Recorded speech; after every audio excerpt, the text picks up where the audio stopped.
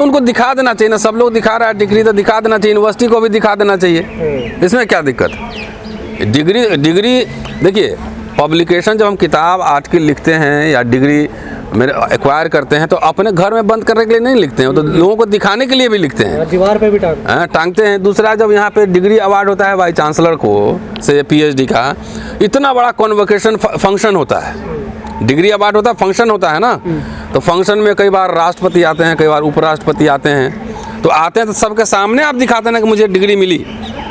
तो जो public domain में जाना चाहिए उसको छुपाने क्या मतलब, प्रधानमंत्री जी को जो है वो दिखा देना चाहिए था। पिछले साल मेरी गिरफ्तारी हुई थी, तो आपको याद होगा कि मुझे कोई नोटिस नहीं दिया, इन लोगों ने कोई नोटिस नहीं दिया और झूठे चुपके से गिरफ्तार किया, झूठ बोलकर। कोर्ट से मुझे बेल मिल गई। और इस साल मुझे फरवरी में एक चिट्ठी आया कि अंबेडकर इंटरनेशनल मिशन से मोमन साहब हैं, उन्होंने चिट्ठी भेजा मुझे कि आपको आना है और लंदन में कई जगह आपका, इंग्लैंड में आपका लेक्चर होगा 10 मई से लेकर और 30 मई तक आपको लंदन में रहना है। हम लोग लेक्चर प्रोग्राम ऑर्गेनाइज करेंगे बाबा साहब के नाम पर। तो मैंने प्रिंसिपल को लिखा, प्रिंसिपल 1 महीना बाद मुझे NOC देती है, और NOC देती नहीं है, उसमें लिख भी देती, मेरे पूरे केस का जिक्र करती है। इसका मतलब इंटेंशन साफ था कि NOC भी दे दिया और हमको वीज़ा ना मिले। मैंने कोर्ट से परमिशन ली, दिल्ली पुलिस कोर्ट में कहती है कि no further inquiry is required, कोई एग्जामिनेशन की ज़रूरत नहीं है। रतन लाल हिंदू कॉलेज में पढ़ाते हैं, हिंदू कॉलेज में रहते हैं।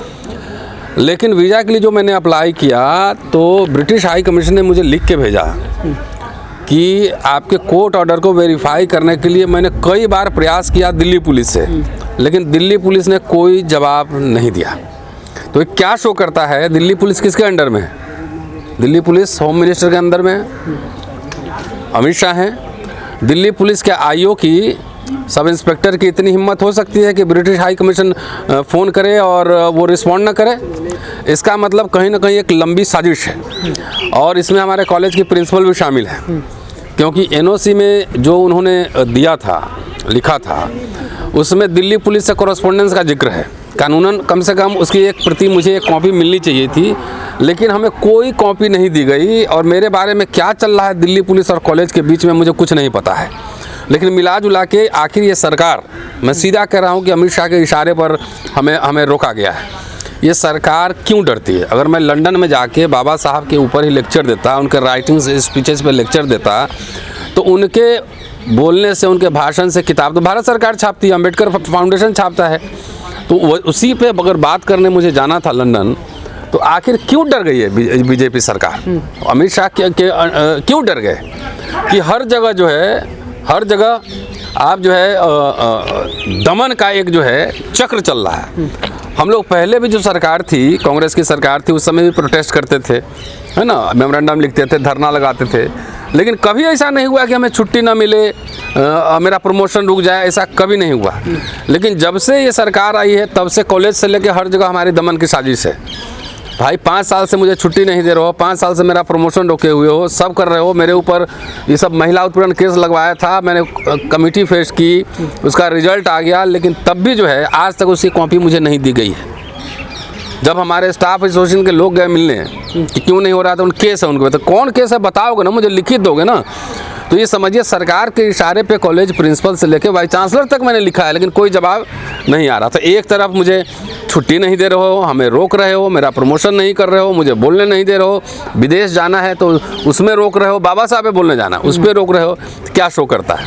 इस सारे कनेक्शन को जोड़ें अगर, तो क्या शो करता है कि ये भाजपा सरकार दलितों को लेकर दमनकारी है, खाली भाषण देती है, गप मारती है बाबा साहब को लेकर, लेकिन असली काम कोई करे तो उससे दिक्कत है। मैं भी बता दूं, राष्ट्रवादी इतिहासकार के ऊपर मेरा PhD है, काशी प्रसाद जायसवाल, और मैंने एप्लीकेशन में लिखा था कि मैं अपने विजिट के दौरान उनके बारे में और इन्फॉर्मेशन इकट्ठा करूँगा। 6 किताब छाप चुका हूँ उन पर, लेकिन कोई मतलब नहीं, इनको इतिहास से मतलब नहीं है, इनको पढ़ने पढ़ाने से मतलब नहीं है, इनको मुगल निकालने से मतलब है। तो मुगल निकाल रहे हो तो घोषणा कर दो ना कि बाबा साहब को भी नहीं पढ़ाएंगे, सारे किताब जो है छापेंगे नहीं, सब बंद कर देंगे, सब कुछ कहो ना। कहते कुछ और हो, करते कुछ और हो। मेरे आखिर लंदन में जाके अंबेडकर के ऊपर बोलने से किसको क्या परेशानी है? दिल्ली पुलिस क्यों नहीं रिस्पॉन्ड कर रही, जबकि वो प्रायोरिटी पे होता है, हाई कमीशन का काम प्रायोरिटी पे होता है। और मुझे कल मिलता है कि आपको आपका वीज़ा आपको नहीं मिलेगा, दिल्ली पुलिस रिस्पॉन्ड ही नहीं कर रहा है। तो सीधा सीधा ये सरकारी साजिश है ये। जी। तो सरकार क्या सर मान के चल रही है कि आप जो है सरकार के खिलाफ बोलते हैं और एक एक को टारगेट ले लिए इसीलिए? नहीं, सरकार के खिलाफ नहीं, सरकार की समीक्षा करते हैं, सरकार की समीक्षा करते हैं। और इस मसले को मैं थोड़ी शांत बैठूंगा, दिल्ली पुलिस पे भी केस करूंगा। दिल्ली अभी 11 महीने होने को है, मेरे केस में क्यों नहीं चार्जशीट फाइल किया? अगर मैं गलत हूं मुझे फिर जेल भेजो, क्या दिक्कत है? पुलिस पे भी केस करूंगा। हम चीफ जस्टिस ऑफ इंडिया को भी चिट्ठी लिखेंगे।